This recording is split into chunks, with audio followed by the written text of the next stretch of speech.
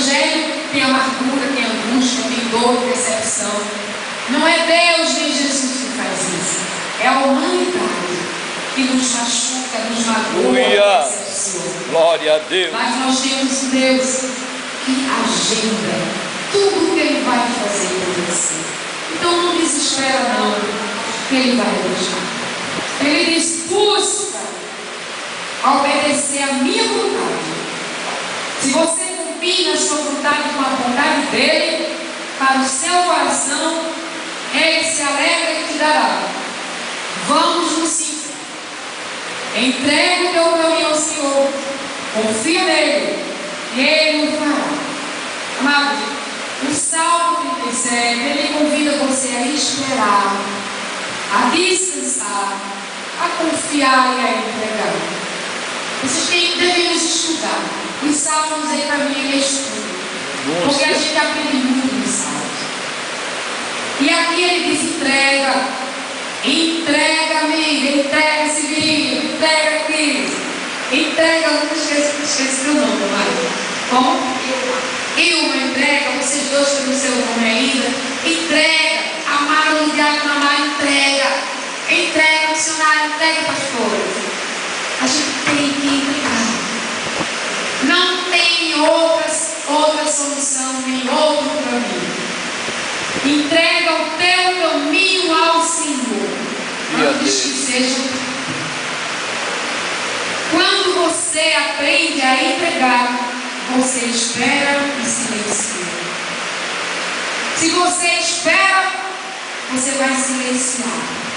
Amado, é no silêncio, na profundeza do silêncio, que você tem o conhecimento de Deus e que você consegue acreditar. No silêncio, na agitação, na ansiedade, na angústia, você não pode ouvir a Deus. Muitas pessoas oram e se levantam. Você não espera a resposta de Deus. Às vezes a pessoa está na igreja e está se desligando da palavra. E a palavra vai no coração de cada um. Porque a palavra, ela não deixa ninguém vazio.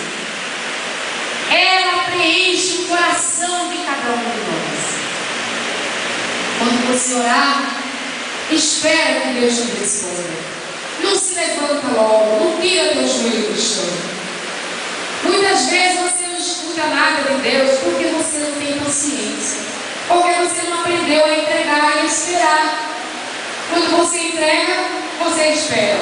Quando você espera, você silencia. Vamos repetir? Quando eu entrego, eu espero. Eu espero. Quando eu espero, eu silencio. E é no silêncio que você escuta Deus. É no silêncio que Ele vem e me responde. Porque se você confia, você espera. Veja Ana, exemplo na palavra. Ana orou, se ajoelhou. E o que ela estava pedindo a Deus ali? Um filho. Mas ela orou e ela esperou. E Deus respondeu não. Aleluia. Respondeu. E Deus deu a ela Samuel. E o que foi que Ana fez? Ana confiou. Ana esperou. Ana entregou. Ana confiou. Ana confiou tanto que entregou o filho dela a Deus. Deu para o sacerdote Elias para que ele fosse um profeta ao nome de Deus. Ana entregou, silenciou, recebeu a resposta e entregou a Deus. O que era mais precioso para ela. É fácil entregar o teu filho? É difícil. Mas ela deu a Deus o filho dela. E Deus vive, não deu morto não. Porque muitos dizem assim: meu filho morreu, eu entreguei esse Senhor. Mas entregou porque Deus veio buscar. Mas tu não entregou, ele entregou. Como Abraão ia entregar e como Ana ia entregar. Abraão é outro exemplo. Confiou, subiu, chegou lá em cima, voltou o filho, amarrou, Deus viu que ele confiou e deu o cordeiro para sacrifício. Monte Moriá. Veja como Ruth também confiou, entregou-se a Noemi e foi com ela, sem nenhum medo. E olha que ela acreditou que na perseguição, porque Ruth era moabita, ela servia a Deus pagão, a Deus de barro. Mas ela confiou que aquele Deus de Noemi ia salvá-la e fazer outra coisa por ela. São exemplos na Bíblia. Um exemplo grandioso, Esther. Ela confiou que Deus ia salvar o povo dela. E ali ela fez 3 dias de jejum. Ela pediu a Deus que salvasse o povo dela, que tirasse da mão de Amã. Deus fez ou não fez? Deus fez. E quem se focou na foquinha que Amã preparou para Mordecai? Foi ele mesmo, filho dele. Aleluia! Oh, glória! Através da confiança que Esther teve. São exemplos bons. Sansão desobedeceu. Você pode imaginar que Sansão era um varão. Ele vivia atrás de mulheres. Ele era escolhido. Mas ele não tinha consciência da escolha. Deus fez nascer Sansão. Abriu a marca da mãe dele, que era estéril, para que Sansão tivesse recebido o propósito de Deus de matar todos os filhos dele. E Sansão se amigou com Dalila, viveu com prostituta. Sansão não podia ver uma saia. Toda essa era ele queria.